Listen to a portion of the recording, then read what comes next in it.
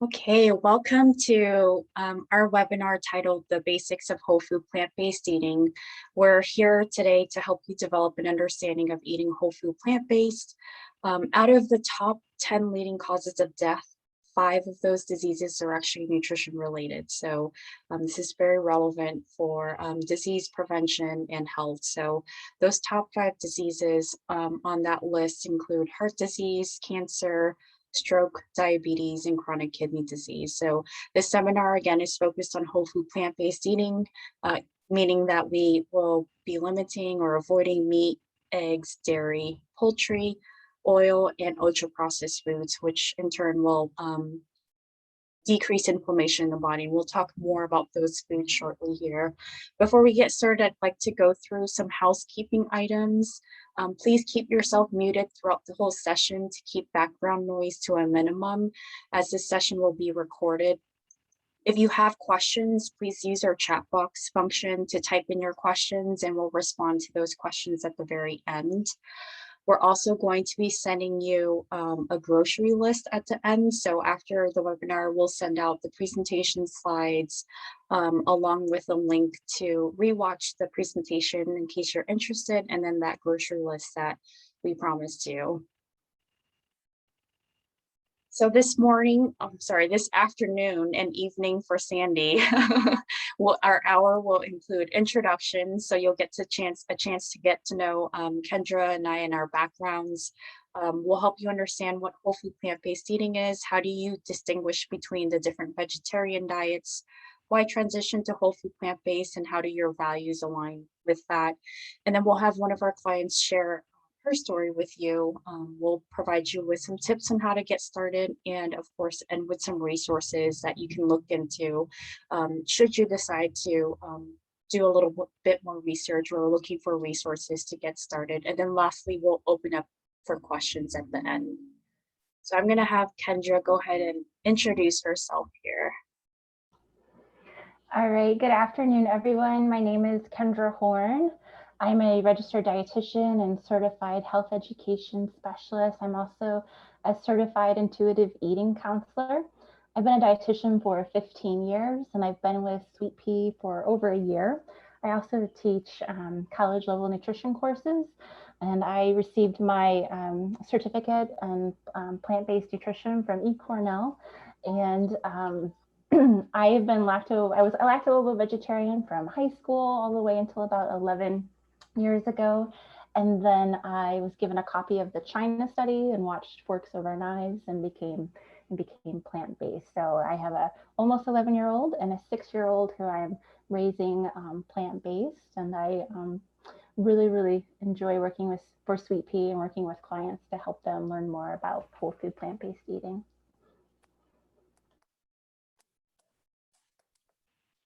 Thank you, Kendra. And my name's Jen. I'm Director of Nutrition at Sweet Pea Plant-Based Kitchen. I completed my undergrad in nutrition and dietetics from Cal State Long Beach. So I'm originally from California, and I moved here about 4 years ago to complete my dietetic internship at Cornell University. So compared to Kendra, I'm a newly credentialed dietitian. So I got credentialed in 2018, hitting my 3-year mark shortly here in November. I also work per diem at Highland Hospital, and that's to keep up with my clinical skills. Shortly after joining the Sweet Pea team, I also completed the same course that Kendra did, the Plant-Based Nutrition Certificate Program through the Center for Nutrition Studies. For me, growing up, I did eat several vegan meals a month for religious reasons. I was never completely vegan, but plants were and still are a huge part of my life growing up. And so my journey to whole food plant-based eating is ongoing, and I make a conscious effort to eat plant-based, primarily for environmental and for health reasons as well. And so we're going to start today off by defining the word diet before we jump into what whole food plant-based eating means, because the word diet can mean many things. There are many different meanings to it. It can be used to describe how food and beverages are regularly consumed, such as someone who's eating a fruit and vegetable diet, or someone who's on the vegetarian diet, the Mediterranean diet, or the standard American diet. Those are ways that that word diet can be used. It can also be used to discuss or talk about the habitual nourishment between diet and disease. So for example, someone who has chronic kidney disease and is hospitalized may be prescribed a renal diet. After a major surgery, individuals are put on a clear liquid diet, or someone who is in the hospital and has heart disease or high blood pressure, they may be put on a low sodium diet. So those are the the terms that we use when we're talking to our clients. The term that we try and tread lightly on is the one that is used, the word diet, to use to reduce one's weight or to restrict eating. Now, in our program, we do market it as a weight loss program, but the underlying goal for us as dietitians is to educate you on how to make this, how to make whole food plant-based eating work and fit for your life. And so we don't ever restrict or don't ever say, you can't ever have this certain food group or this certain food group. We're going to help you find a balance to fit whole food plant-based into your life. And so we're going to ask for some audience engagement here. So we're going to have you use the chat box function. So we'd like to know and sort of tap into what you know. What do you think whole food plant-based eating means to you? So go ahead and type that in the chat box. I'm going to have Kendra just read that out to us.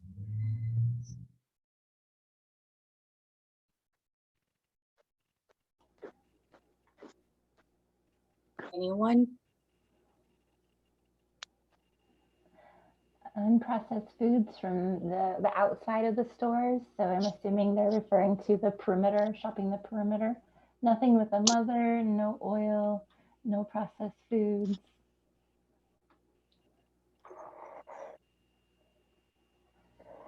Tanya, No you've meat, been doing this for a while. dairy, mostly veggies and fruits. Okay, wonderful. So we'll talk about the foods shortly here. So before we do that, I'd like to just talk about under the umbrella of different types of vegetarian diets, we see that whole food plant-based falls under that as well. And so I'd like to go through the different 7 subcategories under vegetarian diets here. So someone who's lacto vegetarian will eat just dairy. They still exclude meat, fish, poultry, and eggs. Oval vegetarian is someone who will eat eggs, but they'll exclude meat, fish, poultry, and dairy. And then lacto-ovo, of course, is someone who will eat eggs and dairy, but exclude meat, fish, and poultry. And then pescatarians will usually exclude meat and poultry, but still consume fish. And then pullitarians will exclude meat and fish, and still consume poultry. And then we have vegans and whole food plant-based, which you see on the right-hand side here. So this graphic is from Forks Over Knives. So on the right-hand side here on this graph, you see that vegans strictly avoid and limit all animal products, and that's strictly for the purpose of animal welfare. Someone who is vegan can still consume oils and will still consume highly processed foods. And then when you look at someone who's whole food plant-based, again, we're not totally restricting, we're just saying avoid as much as possible these food groups listed here. In addition to the meats, the poultry, the seafood, and the eggs and dairy, you also see oils and highly processed foods, and we'll talk about that shortly here. But the foods that are included, there is an abundance of food. So in the chat box, people listed a lot of foods that you don't include on a whole food plant-based diet, but I want to focus more on the foods that are included because there's a lot more variety that's included versus excluded. So here you see fruits, vegetables, whole grains, nuts and seeds, and then beans and legumes, and then also minimally processed foods. So minimally processed foods include things such as plant-based milks, cereals, pastas, breads, pickles, fermented foods. These are things that are still in its original form and maybe slightly altered for the main purpose of preservation, but doesn't substantially change the nutritional content of the food. And one thing that I am going to point out on the excluded list, so again, the processed foods, ultra processed foods, there's tons of new research that shows that consuming ultra processed foods can increase your risk for mortality and death and disease. And so we try and limit and avoid that as much as possible. Processed foods also are not very high nutritionally, but they are calorically dense. So with oils, the reason why we don't include oils is for several reasons. Oils do go through a highly refined process to become an oil. Oils also have a certain shelf life. So when they become exposed to air, heat, light, they oxidize and actually start to break down. So you start to lose the antioxidants, the phytonutrients that you might find in like olive oil. Additionally, 1 tablespoon of oil can add up to about 120 calories per day. So if you think about that 3 meals a day, and if you're cooking with oil, about 3 meals a day, that's about 350 calories per day, which is a meal for most people.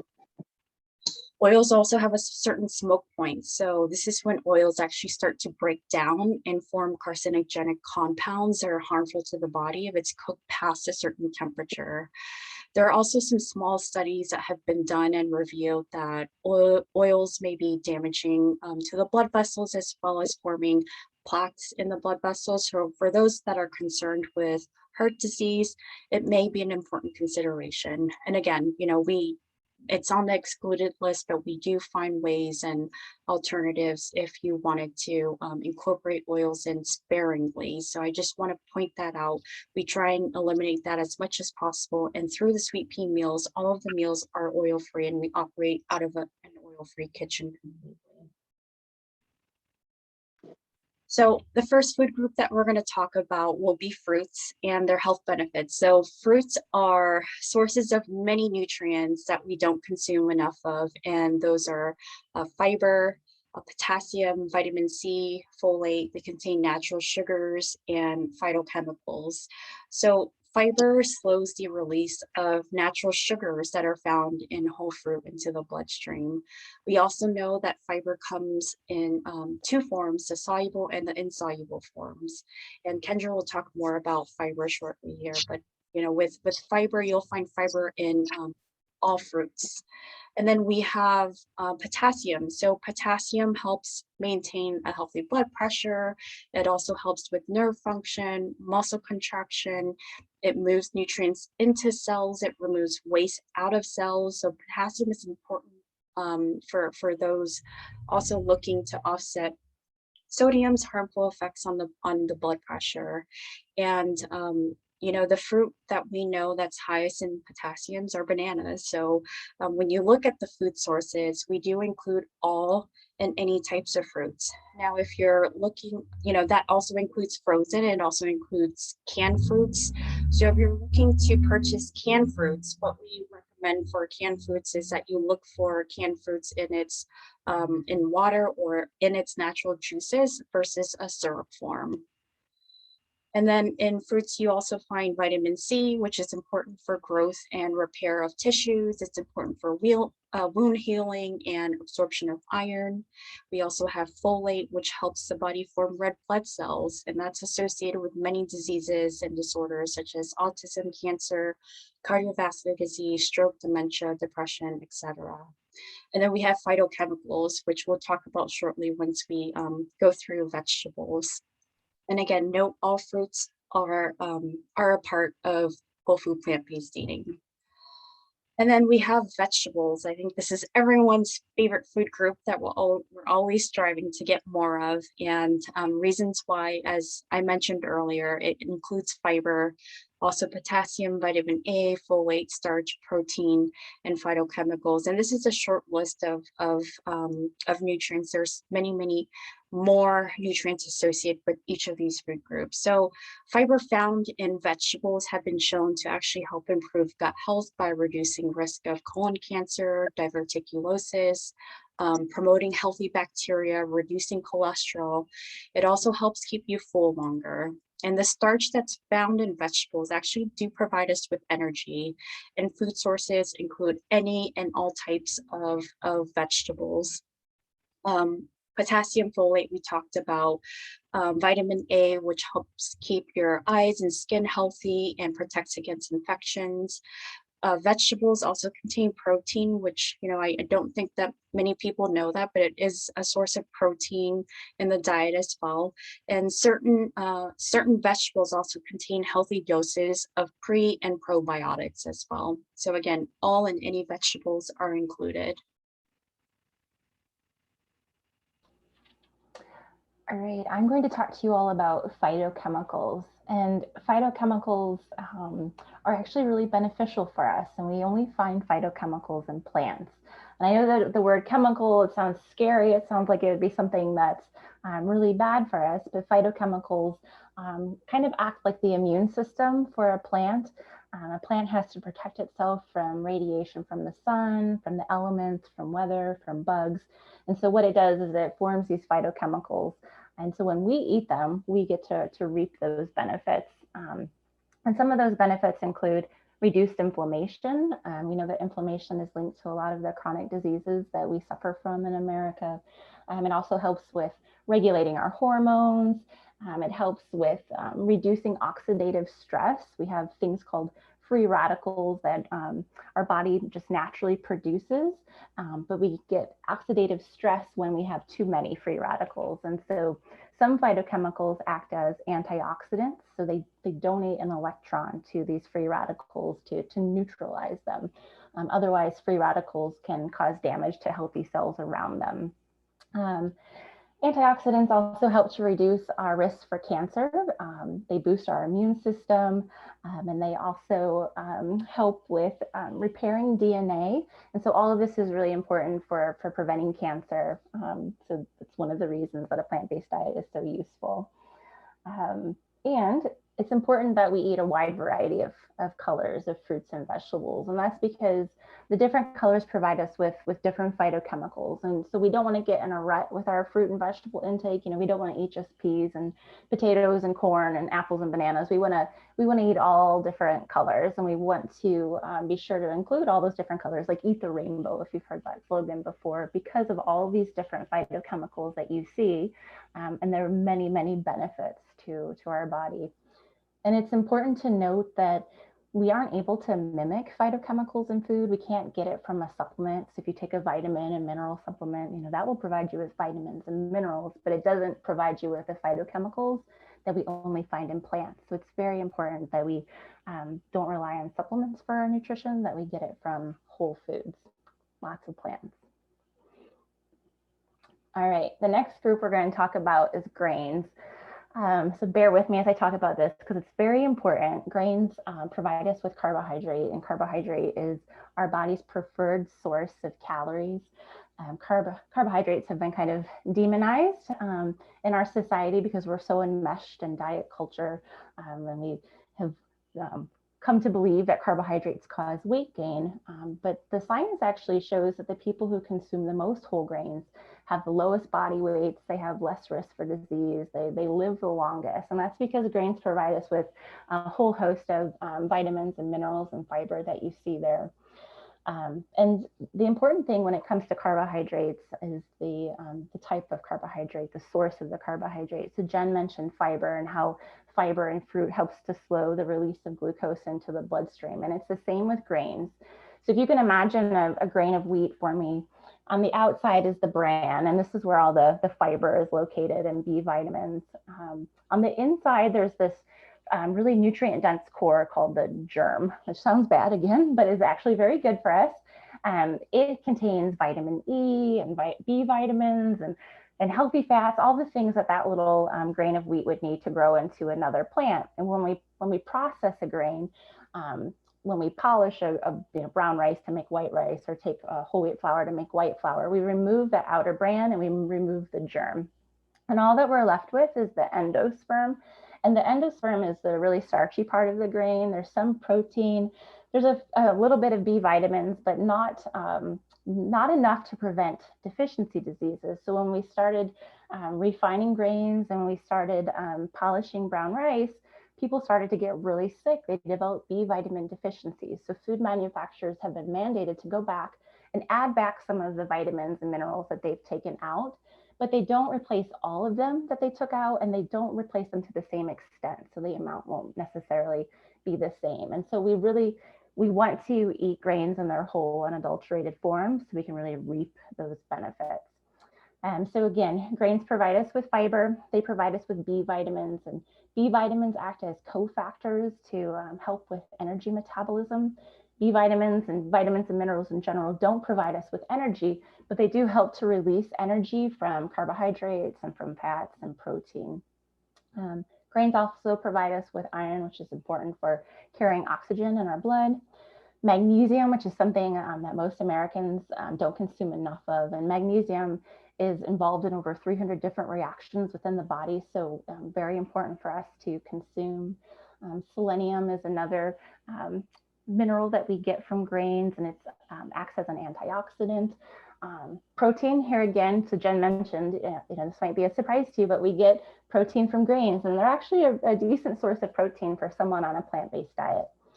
They help to reduce blood pressure, and that's because of the potassium that's present. They help to reduce our cholesterol levels. So Jen mentioned soluble fiber. Soluble fiber helps to block the absorption of some of the fat that we consume into our bloodstream. And so we have less fat being carried in our blood, which lowers our total cholesterol levels. The insoluble fiber that she mentioned helps to prevent constipation and keeps the muscles of our intestines nice and strong so we don't develop issues like she talked about, like the diverticulosis and colon cancer. And it also is important for weight management. So quite the opposite of what we've been told if you go into social media.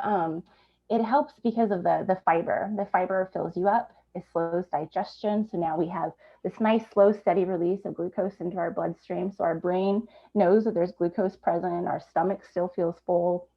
So we're not hungry, so we stay fuller for longer. And all grains are included. So whole wheat breads, brown rice,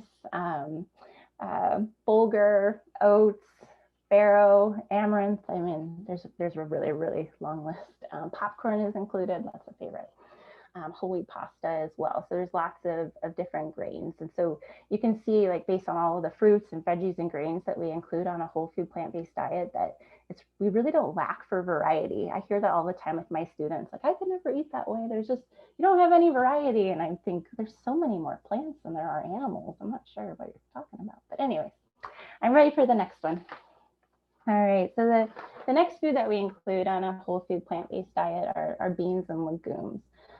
Beans and legumes provide us with a really healthy source of protein. And there are parts of the world that are known as blue zones. Hopefully some of you are familiar with blue zones. And these are places where people commonly live to be 100 years of age or more. And so of course we want to know what they're doing to live so long. And one of the things that they all have in common with their diet is they all include beans. And this really makes sense because beans don't provide us with saturated fat. And saturated fat is something that we find in animal-based foods and animal-based protein. And it's responsible for increasing our risk for heart disease and for stroke and dementia. And so we get a really good source of protein from plants without the negatives that we would get from animal protein. Also provides us with fiber. It provides us with iron, magnesium, and zinc. Zinc's important for our immune system. So I think I've had a lot of clients recently tell me that they're taking zinc, and then folate and potassium. So all beans and legumes are included here. So chickpeas and lentils are legumes, and then all beans and soy as well. And finally, we have nuts and seeds. We include all nuts and seeds on a whole food plant-based diet. And nuts and seeds provide us with a really healthy source of unsaturated fat. So this is a fat that's healthier for us. Walnuts, chia seeds, and flaxseed in particular provide us with an essential fatty acid. Essential meaning that our body isn't able to produce it, we have to eat it. And that essential fatty acid is called ALA, or alpha linoleic acid, When we consume ALA, our body is able to take a small amount of that and turn it into DHA and EPA, which are more commonly known omega-3 fatty acids, but they're important for our vision and our brain health and our heart health. Nuts and seeds also provide us, again, with fiber, the vitamin E that I mentioned before that we find in grains. Vitamin E is useful for our skin health, our blood health. It also acts as an antioxidant. B vitamins, magnesium, potassium, zinc, iron, copper, which is important for energy, metabolism, and then phosphorus and calcium, which are both really important for our bones. And like I mentioned before, it's all nuts. So I have clients that ask me, well, this one's higher in fat, but all nuts are included. What they need to be, though, is unsalted, and they also need to be dry roasted without oil or raw. But otherwise, all nuts and seeds are fair game.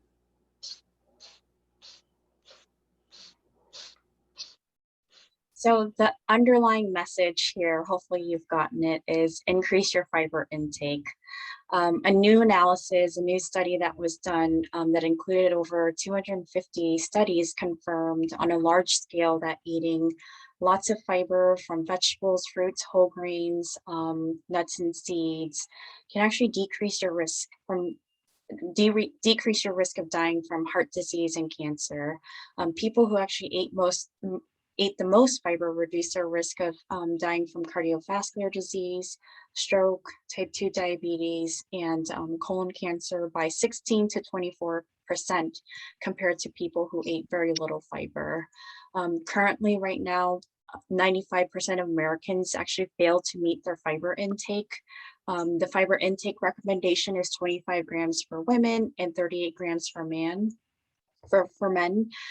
On average right now, we get about 10 to 15 grams per day, while on a whole foods plant-based diet, people can get anywhere from 25 to 40 grams per day. So if you're looking for a super nutrient to focus on, we encourage you to focus on fiber throughout your day.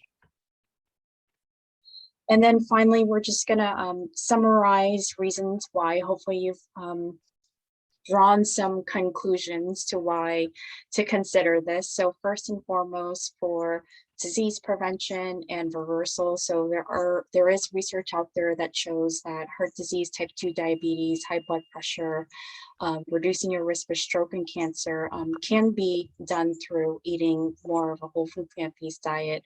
Additionally, we've seen a lot of clients firsthand get off of blood pressure medication, lower their cholesterol numbers, get off of diabetes medication. So, aside from the research, Kendra and I both have experienced that, and we can both hear now and share those things with you. And then secondly, for immune system support, so important nutrients that are found in whole food plant-based that can help with immune support, which we've mentioned earlier: vitamin C, zinc, selenium, iron, and protein. Whole food plant-based foods are also low anti-inflammatory foods, so they can help reduce inflammation, therefore reducing your risk of disease. When eating and consuming whole food plant-based, you're consuming foods that are lower in saturated fat, lower in added sugars, lower in sodium. So you're increasing the amount of nutrients while lowering those more higher inflammatory foods. And then fourth, for healthy weight maintenance. So plants are naturally lower in calories and high in fiber, which promotes fullness. It helps with weight regulation. And then the last 2 points I'm just going to combine here. So plants also require less water and land compared to livestock. Animal agriculture puts a lot of stress on our environment, using many natural resources and producing large amounts of methane, which is an extremely potent greenhouse gas. Eating plant-based also lowers the demand for meat, dairy, and eggs, which dramatically reduces animal suffering on factory farms around the world.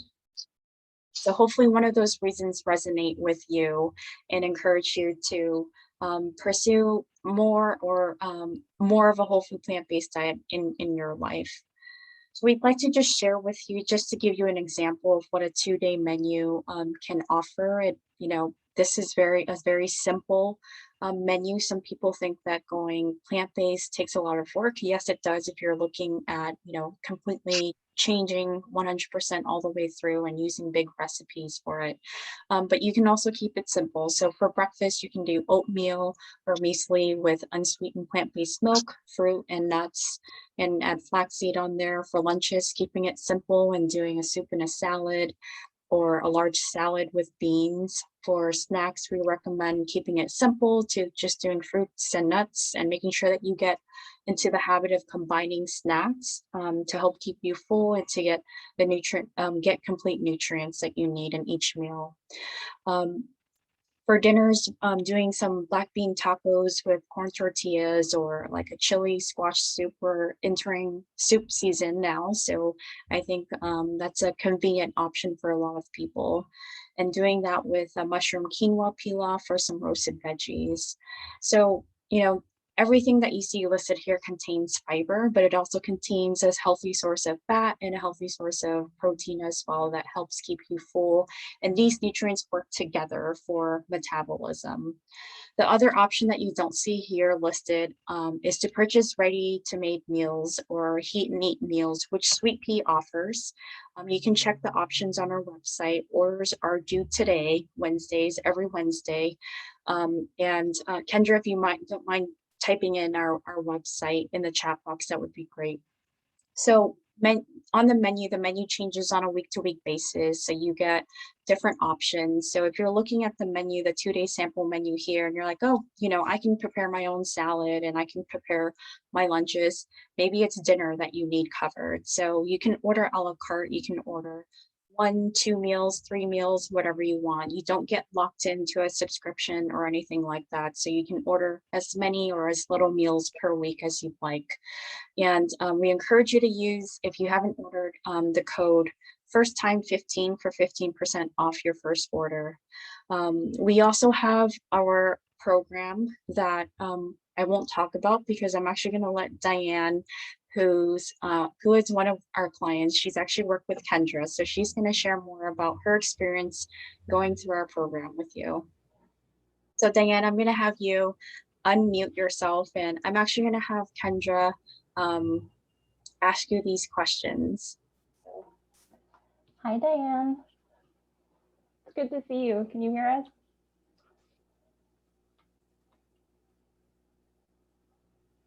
Hi. All right. Can you? Am I? All right, I'm having a delay, but I will do my best. So Jen, take over if it's too much of a delay for me. Diane, where were you before you came to Sweet Pea, and why did you look to go plant-based? I had been going through a cancer treatment and I was halfway through and the numbers were starting to take a downward shift. And by that, I mean my blood workup was showing I was having some liver issues, kidney and pancreas. My glucose levels were very high. And so they were even to the point where they were debating if I would be able to continue getting my cancer treatments. And so I decided I need to be a little more proactive. And I sought out Sweet Pea. I kept seeing commercials. I liked what I read about them. I liked how they approach with a coach and the food. It just really seemed like a good way to get started. And I felt it would give me some control because when you're in a situation with cancer, sometimes you feel like you don't have control over what's happening to you. So after starting with Sweet Pea, what changes have you seen?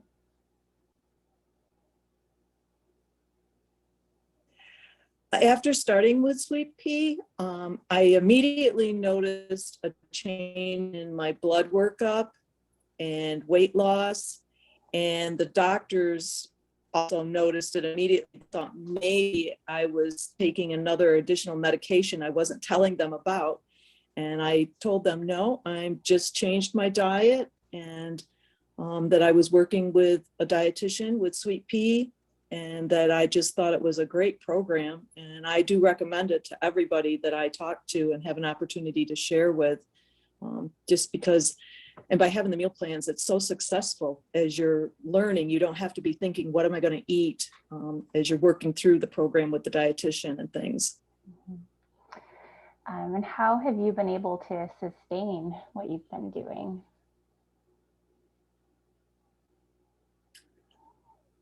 First, I think because there aren't restrictions, it's like, no, you can't eat bananas. No, you can't eat this vegetable or whatever.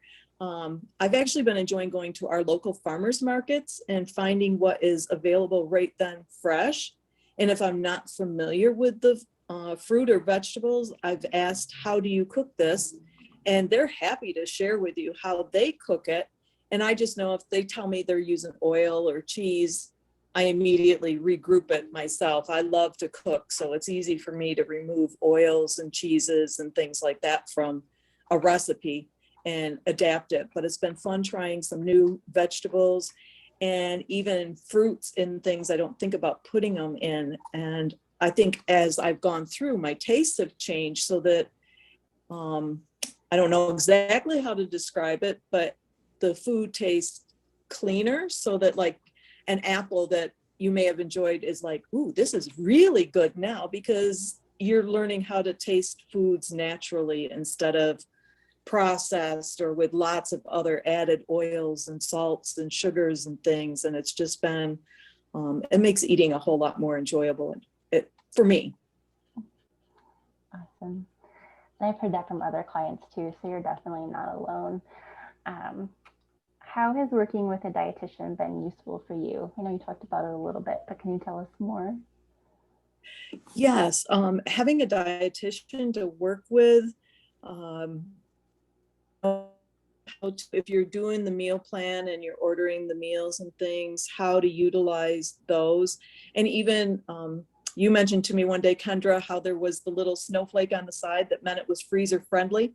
That was like a light bulb went off. So that if by chance I didn't get everything eaten, I knew that one I could put in the freezer and have it another day in the future. And also the education all the way through, you gave education and helped. And if I had a question about how to do something, like for my anniversary, you know, you even put happy anniversary on my menu that week. And then you helped me plan my anniversary dinner so that my husband and I could eat something together. And yet at the same time, I was able to stay on plan and not shift from that.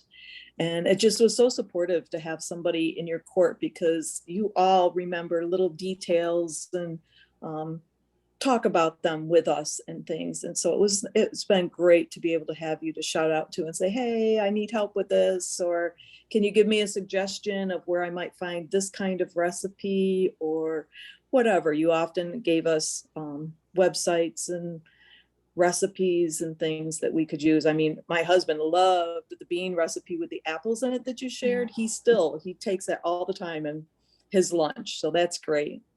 Good. Was there anything else you'd like to share?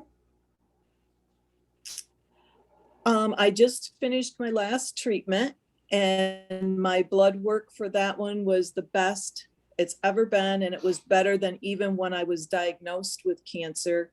And my blood pressure was so low. And the doctor even wrote in my chart about the excellent job I'd been doing with the weight loss. And they felt that definitely had a big impact on my results for my cancer treatments and things. So yeah, I definitely felt that eating this way was a big help for me physically, and, you know, for my health and things. It was more than just for weight loss. I thought I would have a weight loss, but I was eating this way for my health overall and things. Well, congratulations. That's exciting. It is. Thank you. Yeah, Diane, congratulations. And it's, you know, it's stories like yours that, you know, for Kendra and I as dietitians, you know, why we do what we do, and, you know, in a way that can help you, you know, feel like you have some control over a disease like cancer. So thank you so much for sharing that inspiring story. Now, when did you start with Sweet Pea? I started actually Memorial Day. That Monday I started with Sweet Pea, and Yeah, so I was thinking, ooh, a holiday, great, barbecue day and all that, but it was a great day to start. So, and I'd already been starting on my own doing little things. And so it was super exciting to get to do that. Thank you. We appreciate you and we appreciate you sharing, and hopefully someone here today has been inspired by your story. So with that, we're actually going to, well, here are some resources. Again, we're going to email these resources to you, so you don't need to rush to try and write these down.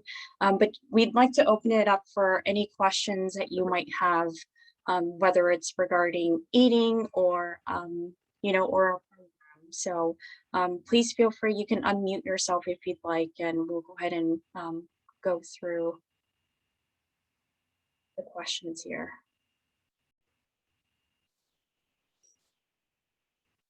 So it looks like Christopher had asked, are tofu and nuts allowed within the China study plan? So I know they don't do nuts. Is that right, Kendra?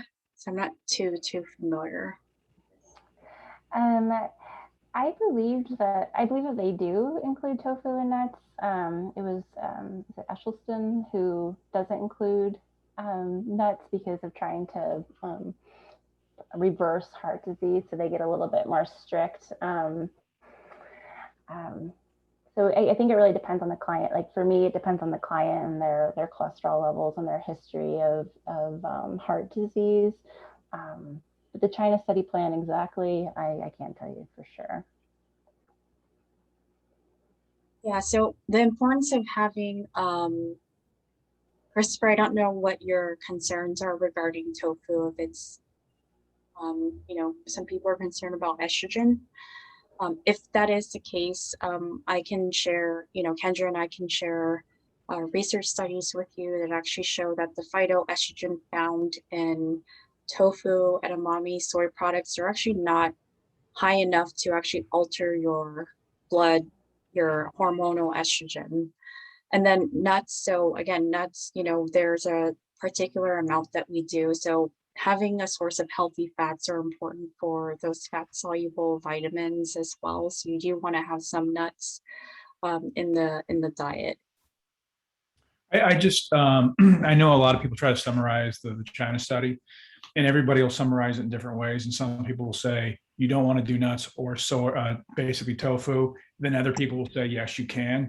And so I didn't know if there was sort of like a definitive viewpoint on tofu, and I don't have high blood pressure or anything like that. But if I'm going to do it, I'm going to try to do it based on what the recommended outline is for that.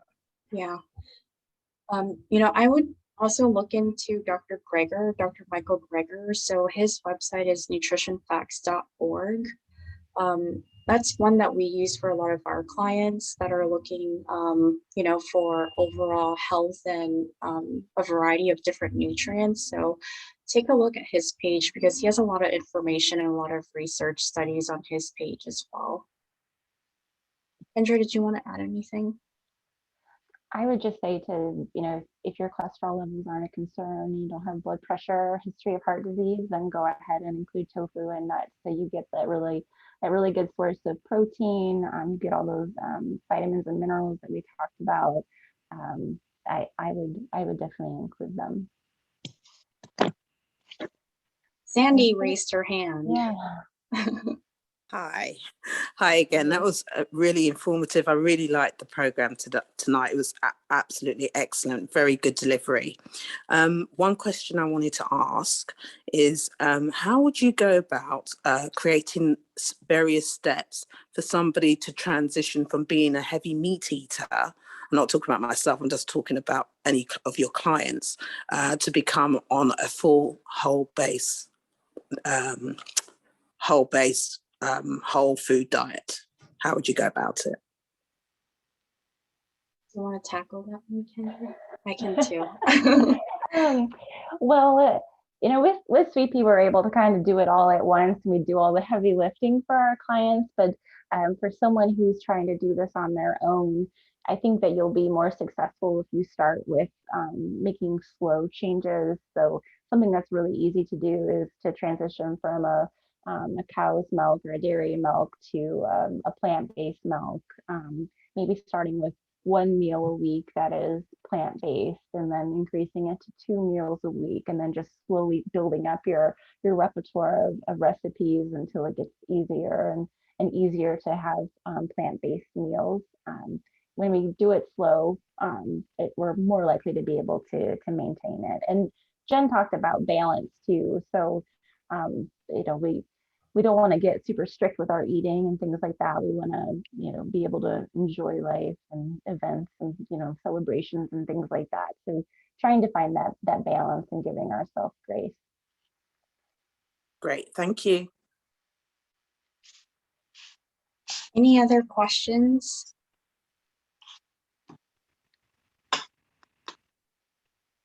We love questions. We do love questions. All right, well, if there are no other questions, we will be sending you an email. So if you have further questions that come up after we end here, please feel free to reach out to us. We're happy to answer any questions and to help and assist. Next month, our next webinar will be on defeating stress and defining hunger. So we're going to tap into a little of Kendra's specialty and what she does with some of her clients and the philosophies that we as dietitians also use in our sessions with clients. The holidays are coming around, so I know stress levels are going to be high for some people. And so please join us. I will send the link via email. It's October 27th. It's on our Eventbrite page as well. And we look forward to seeing you there. Thank you for joining us today. Bye, everybody. Goodbye. Thank you Bye. so much. Yeah. Thank you, Diane. Thank Yes, you. thank you, Thank you, Diane. Sandy. Yeah. You're welcome.